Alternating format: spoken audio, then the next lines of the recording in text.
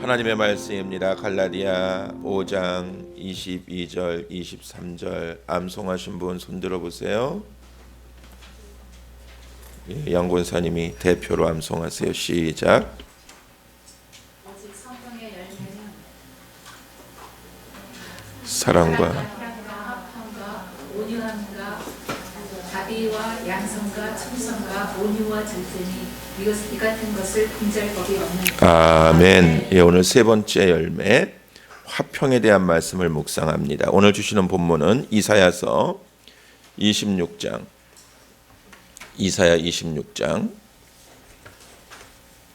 1절로 4절입니다. 우리 같이 한 목소리로 합독할까요? 시작. 그날에 유다 땅에서 이 노래를 부르리라. 우리에게 견고한 성읍이 있으며 여호와께서 구원을 성벽과 외벽으로 삼으시리로다. 너희는 문들을 열고 신의를 지키는 의로운 나라가 들어오게 할지어다. 주께서 심지가 견고한 자를 평강하고 평강하도록 지키시리니 이는 그가 주를 신뢰함이니이다. 너희는 여호와를 영원히 신뢰하라. 주 여호와는 영원한 반석이심이로다. 아멘. 성령의 9가지 열매, 오늘 세 번째로 화평에 대한 말씀을 함께 나눕니다. 두 명의 화가에게 참된 평화를 주제로 그림을 그려보라고 했어요.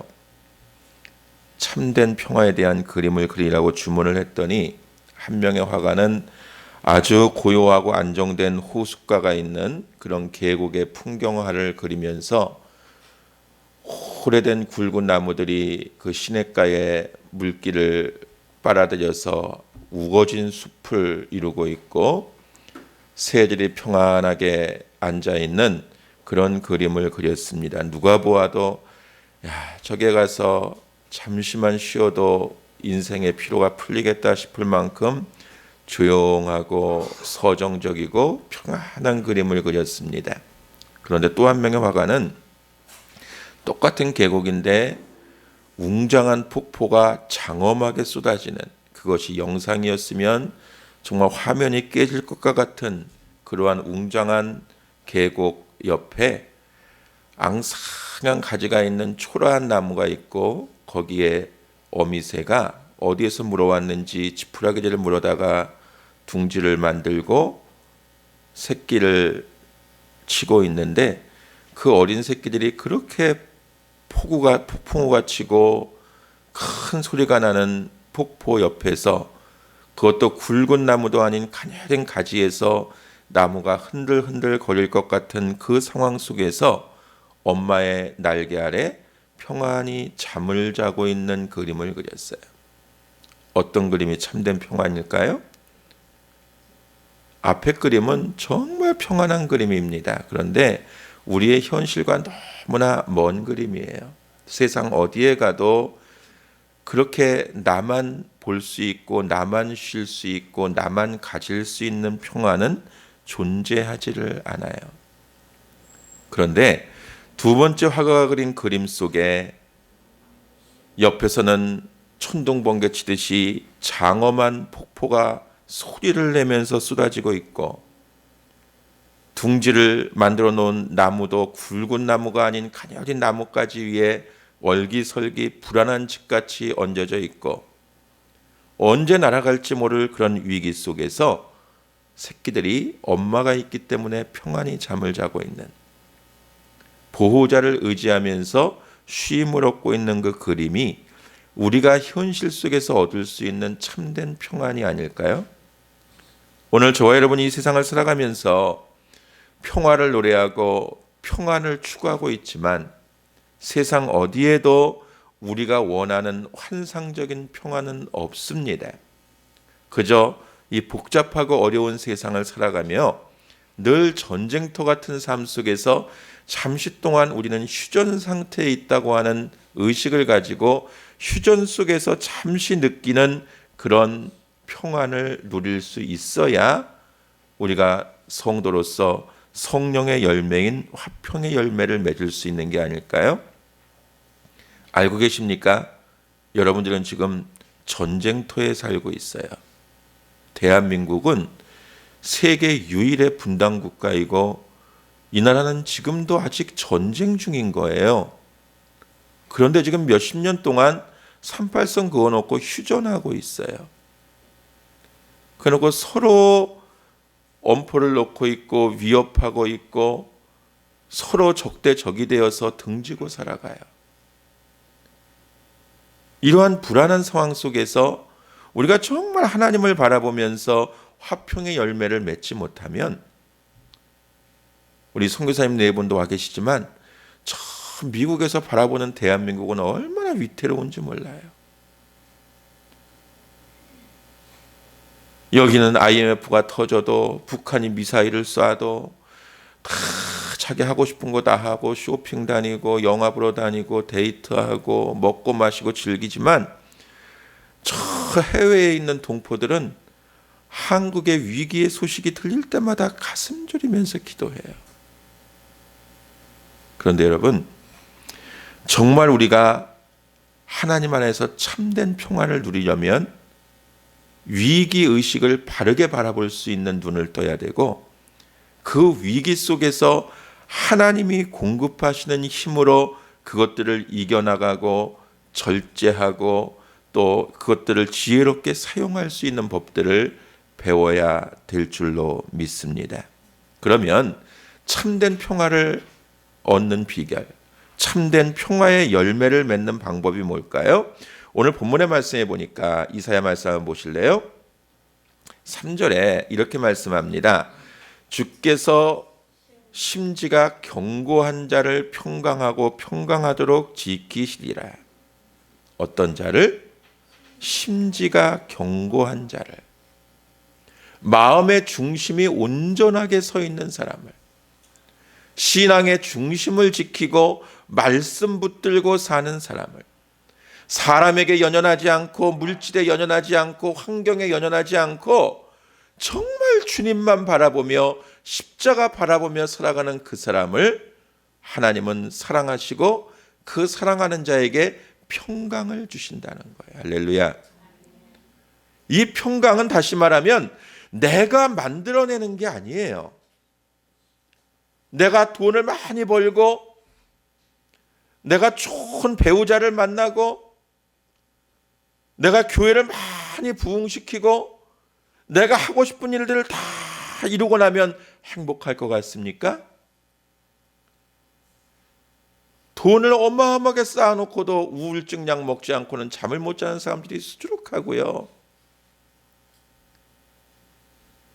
그렇게 선망하고 좋아하던 사람과 결혼해서 정말 천년을 하루같이 살 것 같은 사람들이 이혼하고 등지고요.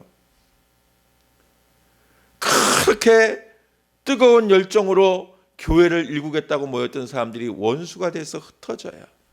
왜 그렇습니까? 내가 해보려고 하기 때문이에요. 그 화평을 내가 이루어 보려고 하기 때문에. 오늘 본문의 말씀에 보면 주께서 심지가 견고한 자를 평강하고 평강하도록 지켜주신다라고 말씀합니다. 이 말씀은 평강은 내가 만드는 게 아니라 하나님이 우리에게 주시는 거예요. 할렐루야. 주시는 거예요. 다시 생각하면 우리에게 평강을 주시는 하나님 앞에 화평의 열매를 맺기 위해서는 주시는 분과의 관계가 원만하게 회복돼야 돼요. 성령의 열매 서론 시간에 말씀드렸지요. 사랑의 열매, 기쁨의 열매, 오늘 생각하는 화평의 열매는 철저하게 하나님과의 관계 속에서 맺어야 되는 열매예요. 아가페, 하나님의 사랑이잖아요. 우리에게 일방적으로 주신 사랑이에요. 일방적으로 주신 이 사랑이 내 노력이 아닌 하나님이 독생자를 죽이시는 그 지독한 스토커 같은 질투하시는 하나님의 사랑으로 저와 여러분에게 열매가 맺혀지면 우리의 삶의 변화가 오는 거예요. 기쁨의 열매? 아무리 내가 기쁘게 살려고 해도, 아무리 해피하게 살려고 해도 하나님이 내 안에 기쁨을 주시지 않으면 늘 우리는 찬송을 부르면서도 예배를 드리면서도 세상을 살아가면서도 늘 이마에 내천자를 그리고 살아갈 수밖에 없어요. 하나님이 주셔야 돼요. 오늘 화평의 열매도 그렇습니다. 오늘 본문의 말씀을 보니까 주님께서 심지가 견고한 자를 평강하고 평강하도록 지켜주시리라. 하나님께서 우리의 마음속에 화평할 수 있는, 평안할 수 있는 근거를 허락해 주시는 분이신데, 그러려면 우리가 그 하나님을 신뢰하고 그 하나님께 매달리고 그 하나님과의 관계 속에서 먼저 영적인 회복을 이루어 가셔야 되는 거예요. 그래서 오늘 4절의 말씀에 보니까 너희는 여호와를 영원히 신뢰하라. 주 여호와는 영원한 반석이시로다 말씀합니다. 여호와를 영원히 신뢰하라. 자꾸 우리의 평안이 깨지고 불안하고 힘들어지고 낭망하는 이유가 무엇입니까? 그래도 사람 바라봐요.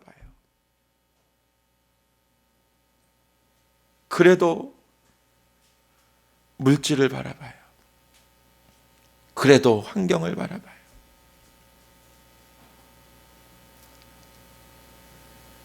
저 때문에 자꾸 마음이 상하는 분들이 있는 것 같아요.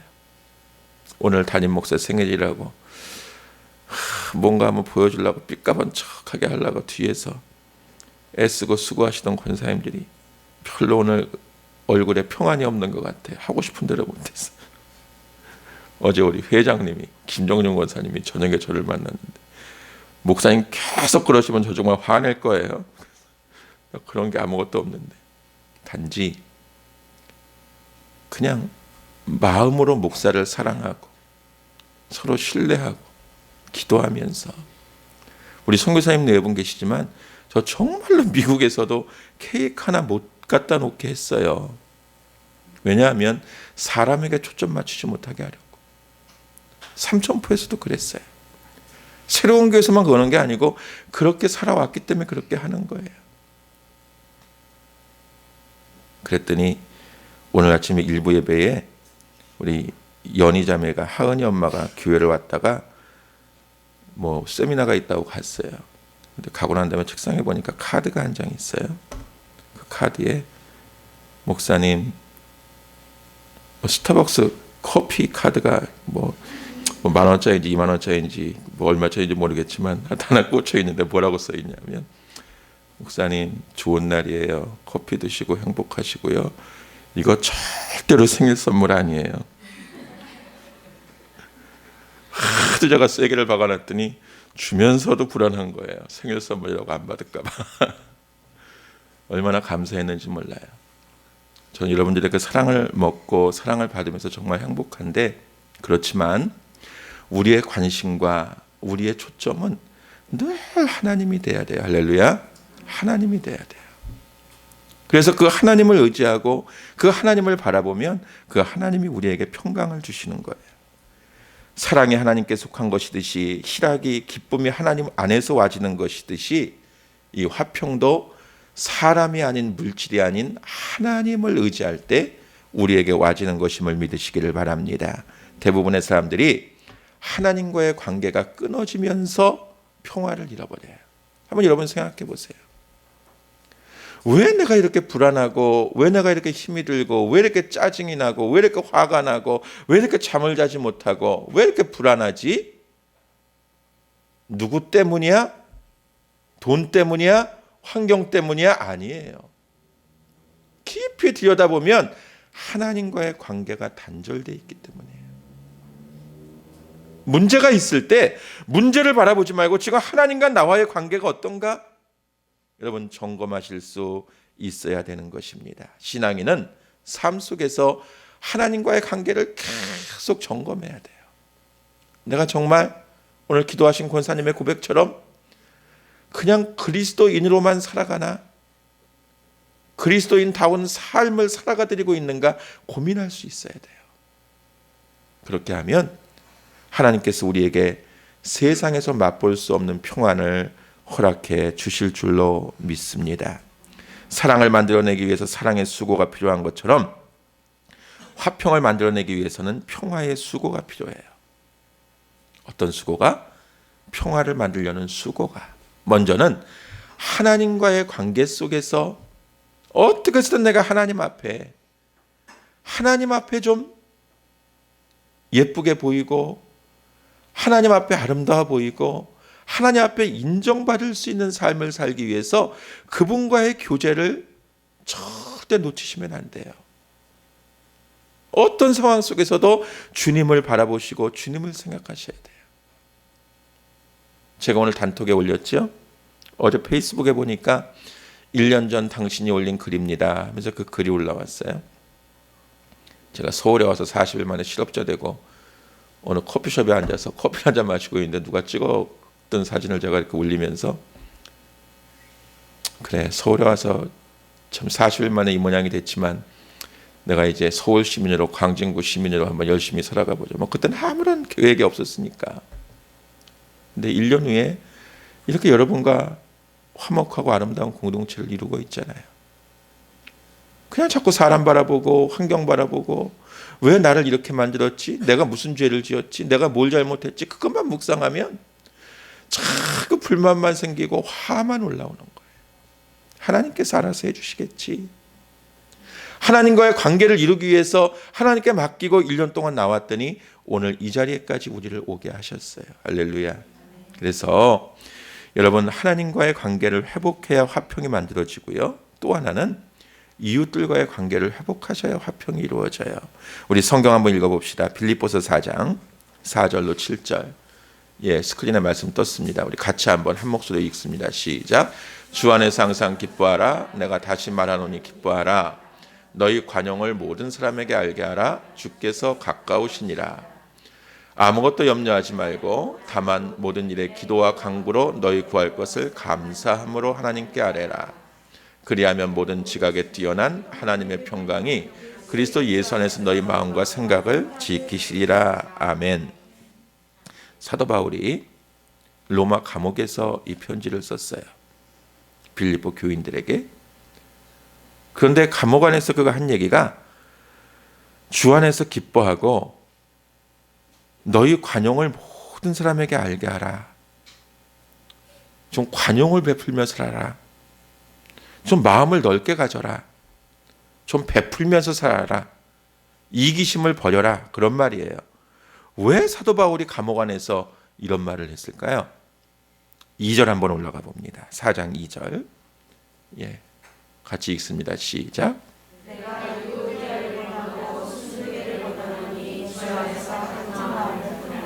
아멘. 빌립보 교회 안에 유오디아라고 하는 여인과 순두계라고 하는 여인이 있었어요. 이 두 여인이 안 봐도 비디오죠. 바울이 말하는 어감으로 봐서 관계가 굉장히 안 좋은 거예요. 같은 교회에 있으면서 관계가 틀어진 거예요. 두 여인 사이에 평화가 사라지고 교회 안에 있으면서 서로 미워하고 시기하고 질투하고 감정이 있는 대로 상한 상태가 된 것 같아요. 그러면서 교회 일은 열심히 하는 것 같아요. 그러니까 사도 바울이 그 두 여인과 사랑하는 성도들에게 좀 관용을 베풀며 살자. 관용을 베풀며 살자. 우리가 교회 안에서 평강을 잃어버리는 이유가 뭔지 아십니까? 인간관계의 실패예요. 거의 90%가 인간관계의 실패예요. 목사와 성도의 관계가 틀어지고 성도와 성도의 관계가 틀어지고 그럼 그게 빨리 회복이 돼야 되는데 회복이 되는 게 아니라 자꾸 불신과 원망과 미움의 씨가 열매가 돼버려요. 막 그 사람 뒤통수만 보는 것도 힘이 들어요. 이름 석자만 떠올려도 막 아픔이 몰려와요. 쓴뿌리가. 그리고 여러분 대부분 그렇지 않습니까? 이 관계 속에서 관계가 어려워지면 나에게 상처를 준 사람은 대부분이 본인은 나에게 상처 준 걸 모르고 살아요. 내가 원래 그런데 내 말이 그렇고 내 성격이 그런데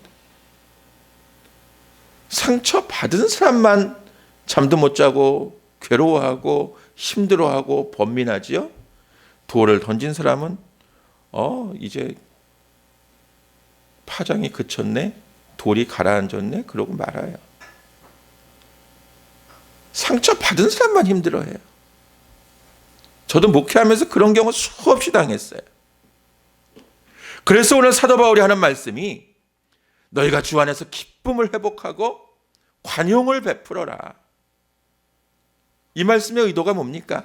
교회 안에서 그렇게 싸움이 나고 어려워지고 힘들어질 때 너 나한테 왜 그래 하고 힘들어하고 따지려고 들지 말고 그냥 관용을 베풀어라.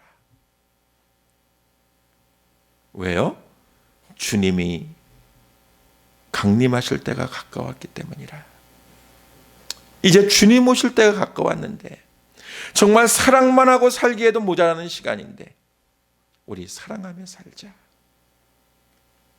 이 관용이라고 하는 의미를 세 가지로 설명합니다. 하나는 무언가 큰 비전을 위해서 내 생각을 양보하는 게 관용이에요. 자, 새로운 교회가 세워졌잖아요. 1년 됐어요. 이번 주일까지 동참한 분들은 다 개척 멤버예요.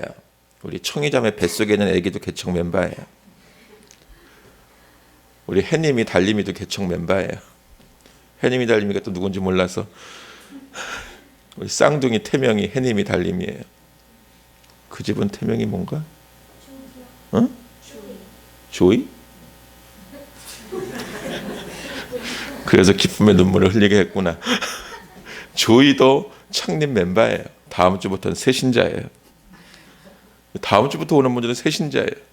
자, 그러면 우리가 새로운 교회 창립 멤버가 되어서 1년 동안 하나님께서 우리를 이 교회에 주춧돌로 세우셨는데 교회라고 하는 하나님의 공동체를 이루어가는 과정 속에서 내가 하나님의 비전을 이루기 위해서 품어야 될 관용이 무엇일까요? 교회를 위해서, 주님을 위해서, 십자가를 위해서, 사명을 위해서 내가 품어야 될 관용이 생각나는 이 아침이 되어지기를 축원합니다. 둘째 관용은 상대방이 나에게 어떻게 대하든지 부드럽게 대해주는 거예요. 한번 따라합시다. 그 인간은 안 변한다. 그 인간은 안 변해요. 남편 바꾸고 아내 바꾸려고 하지 마세요. 안 변해요. 우동원 목사 변할 것 같아요? 안 변해요. 우리가 성령의 은혜 가운데서 날마다 성령님이 부어주시는 기름 부음을 경험하고 날마다 말씀을 묵상하고 찬송하고 기도하면서 내가 스스로 조금씩 십자가 앞으로 나가기를 노력하는 거지. 40년, 50년, 60년 살아온 천성이 변하지는 않아요. 제가 이런 말씀 드릴까요? 김영복 장로님이 어제 퇴원하셨어요. 어제 퇴원하셨어요. 그래서 가족들과 우목사의 각본은 오늘 휠체어 타고 10시 30분에 쫙 들어와서 여러분들을 기절하게 만드는 거였어요. 그래서 우리가 눈물을 쏟으면서 축복성을 한번 부르고 그러고 예배를 드리고 싶었는데 장로님이 퇴원하고 오시니까 뭐 오래간만에 리원이 도영이 손주들도 보고 집을 한 2달여 만에 오시니까 피로도 하시고 2달여를 누워 계시다가 뭐 몇 발자국 걸으시니까 또 피로감도 느끼고 몸살기가 좀 오신 것 같아요. 그래서 어젯밤에 제가 그 문자를 받고 성화 집사가 목사님 아빠 집에 오셔서 온 가족들 다 앉혀놓고 기도하셨는데 다 뒤로 넘어졌어요. 그래서 다 입신했나? 그러고 얼마나 감격스러웠겠어요. 그런데 장로님이 오늘 오시는 건 무리였고 다음 주일 1주년 기념일 때는 분명히 나와서 대표기도 하실 줄로 믿습니다. 그런데 제가 장로님이 말을 처음 하실 때 목사님 오늘은 제가 기도합니다 할 때 제가 이런 말씀을 드렸어요. 장로님, 이제는 나가시면 다시 병원에 들어오시면 안 되니까 기왕에 여기 누워 계신 김에 정말 하나님이 장로님에게 원하시는 성품이 뭐고 삶이 뭐고 어떻게 살길 원하시는지 음성을 들으셔야 합니다. 그리고 이제 여기서 나가시면 권사님 바라보고 아들, 딸 바라보는 눈빛도 바뀌어야 되고 이제는 정말 장로님의 성품이 더 온화해져서 우리 김영복 장로님 2달 동안 병상에 누워서 정말 하나님을 깊이 만나셨구나. 제가 김 장로님이 어떻다는 얘기가 아니고요. 저는 원래 말을 직설적으로 하는 목사잖아요. 장로님 그렇게 변해서 나오셔야 됩니다. 목사님 아멘, 장로님 아멘 하셨어요. 여러분, 상대방이 나에게 어떻게 대해야 되는지 부드럽게 대하는, 제가 김영복 장로님에게 그 말씀 드렸어요. 이젠 누가 뭐라 그래도 웃어주시고 누가 뭐라 그래도 사랑합니다 하시고 누가 돌팔매질을 해도 감사합니다 하시라고. 여러분, 이게 상대방이 나에게 어떻게 하든지 부드럽게 대하는 관용이에요. 또 하나는 상대방의 허물과 약점을 알면서도 덮어주고 용서해 주는 게 관용이에요. 우리에겐 너무나 허물이 많이 보이잖아요. 용서했는데도 시간이 지나니까 저 사람 또 그렇지, 저거 또 저버릇 나오는구나. 그게 또 쓴뿌리가 돼요. 다 용서했는데 또 그 사람이 안 변한 모습을 보니까 내가 또 상처가 돼요. 여러분, 관용을 베푼다고 하는 것은 변하지 않는 그 인간을 여전한 사랑의 눈빛으로 바라봐 주는 거예요. 그 사람의 허물도 그 사람의 약점도. 나를 사랑해서 나를 살리고 나를 구원하기 위해 십자가 지신 예수님의 사랑으로 그 주님의 사랑을 마음에 간직하고 정말 그 사람이 내 눈앞에서 변하지 않아도 염려하지 말고 근심하지 말고 하나님의 때를 기다리면서 관용을 베푸는 삶을 살아가는 은혜가 있게 되어지기를 축원합니다. 자꾸 문제만 보지 마십시다. 문제만 보면 절망하게 되고요. 문제만 보면 자꾸 쓸데없는 잡념이 생기고 원망하게 되고 상처의 울타리만 무성해지는 거예요. 그래서 어떤 상황 속에서도 풍랑을 보지 말고 물결을 보지 말고 그 물결 위를 걸어오시는 예수님을 바라보므로 하나님이 승리하시는 역사를 바라보십시다. 우리 청희자매가 아이를 하나님이 주시기를 간절히 원하면서 두 부부가 기도했어요. 청년순에서도 기도 제목을 내놓고 또 저하고 문 집사님 네 분도 정말 간절함으로 기도했어요. 그런데 하나님이 기도하니까 이렇게 주시잖아요. 몸이 많이 약해요. 지금도 앞에 나와 찬양하고 서 있는데 제가 막 불안해요.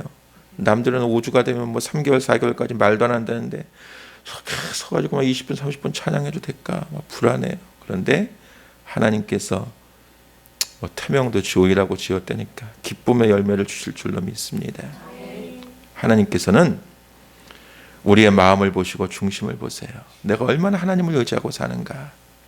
그리고 그 하나님의 사랑으로 얼마나 사람들에게 관용을 베풀고 있는가. 혼자서 살 수 없잖아요. 우리 선교사님 여기 와 계시지만 지난 20년 아프리카 선교하면서 어마어마한 고난들이 많았어요.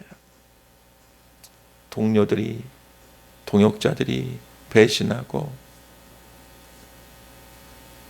오히려 선교사들이 더 핍박하고 많은 오해도 받고 박해도 받고. 그런데 그런 물결을 바라보았으면 저분이 오늘 이 자리에 있을 수가 없어요. 우리 사모님은 그 선교사님을 선교제 보내놓고 크리스찬 라이프 신문 배달을 하면서 그냥 바퀴도 다 달아서 철사가 다 나온 차를 끌고 다니면서 신문 배달하면서 그냥 하나님의 사명이기 때문에 그 일을 그렇게 잘 여태까지 감당해 왔어요. 그런데 중요한 것은 선교도 목회도 비즈니스도 가정도 나 혼자는 이룰 수가 없는 거예요. 여러분, 사람 인자를 보면 두 사람이 등을 서로 맞대고 있는 모습 아닙니까? 서로가 버팀목이 돼줘야 돼요. 남편에게 아내가 버팀목이 되어주어야 하고, 부모가 자녀에게 버팀목이 되어주어야 하고, 성도들에게 목사가 버팀목이 되어주어야 하고, 목사에게는 성도들이 버팀목이 되어주어야 돼요. 그래서 나 혼자 살아가는 것이 아니라 내가 힘들지만 정말 관용을 베풀고 내가 나누어주고 내가 베풀면서 내가 좀 덜 쓰고 내가 좀 희생해서 저 사람이 행복할 수 있다면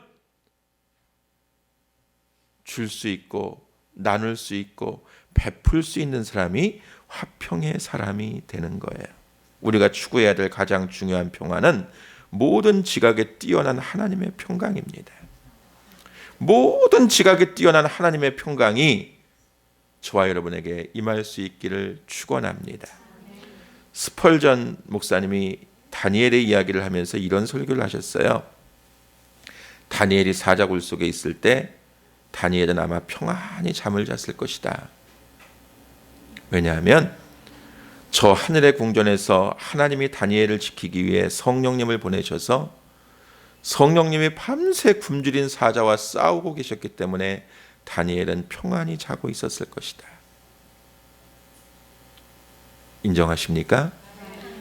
여러분이 사자굴 속에 있어도, 여러분이 폭풍 속에 있어도, 어떠한 혼란과 고통 속에 있어도 성령님이 대신 싸워주시고 대신 기도해 주시고 대신 울어주세요. 사드락과 메삭과 아벳네고가 불 속에 들어가면서도 그 위협 앞에서도 금신상 앞에 절하지 않고 그리 아니하실지라도의 신앙을 가지고 불길 속에 던져졌을 때 성령님이 그 안에 들어가서 덩실덩실 넷이서 춤을 추었던 것처럼 저와 여러분에게 이러한 역사가 일어날 줄로 믿습니다. 빌 하이베르스 목사님이 성령의 열매라고 하는 자기의 책에서 다른 사람들과 평화를 이루기 위해서 이렇게 한번 해보라고 몇 가지를 제안을 했어요. 첫째는 나하고 관계가 불편한 사람과 화평을 회복하기 위해서 하는 얘기입니다.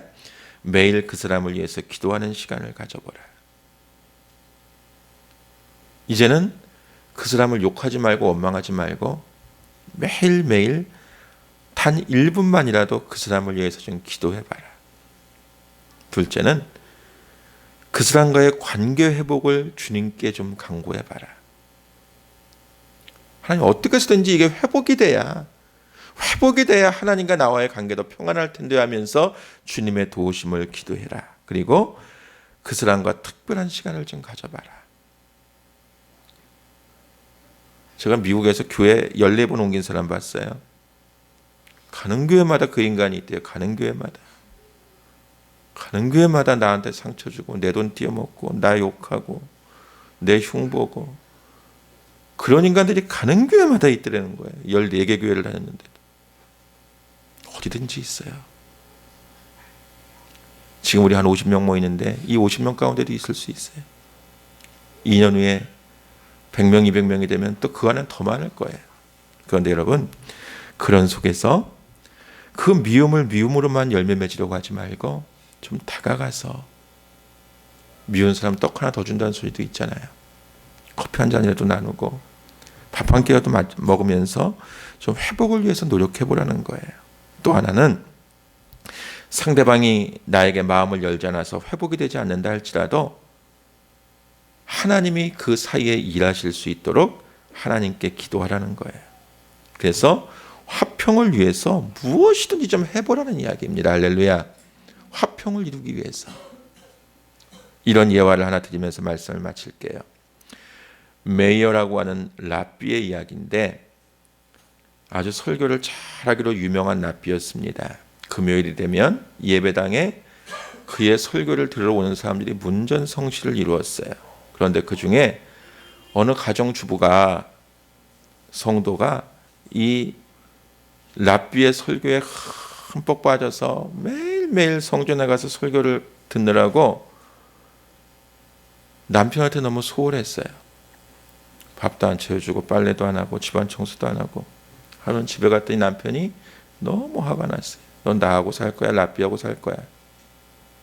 가정을 지키려면 지금 가서 그 랍비의 얼굴에다가 침을 한번 뱉고 와. 안 그러면 난 너하고 안 살아. 그랬대. 쫓겨났어요. 랍비에게도 못 가고 집에도 못 가고 있는 이 여인의 소식을 이 메이어라고 하는 랍비가 들었어요. 수소문해서 그 여인을 찾았어요. 이 얘기 저 얘기 하다가 메이어가 여인에게 이렇게 말했어요. 자매님, 지금 내 눈에 티가 들어갔는데 이 티가 좀 빠지게 입김을 좀 불어달라고. 그때 여인이 놀래서 랍비의 눈을 크게 뒤집고 바람을 불기 시작했어요. 좀 더 세게요. 좀 더 세게 하다 보니까 자꾸 침이 튀어서 랍비의 얼굴에 이 여인의 침이 다 묻어버렸어요. 이제 됐다고. 내 얼굴에 침 뱉었으니까 가정으로 돌아가시라고. 주변에서 지켜보고 있던 사람들이 어떻게 당신 같은 위대한 랍비가 저 하찮은 여인의 침세례를 받고 있습니까? 했더니 랍비가 이렇게 말했어요. 나는 사랑하는 성도의 가정의 평화를 지키기 위해서라면 이보다 더한 일도 할 수 있습니다. 이제는 저와 여러분의 차례입니다.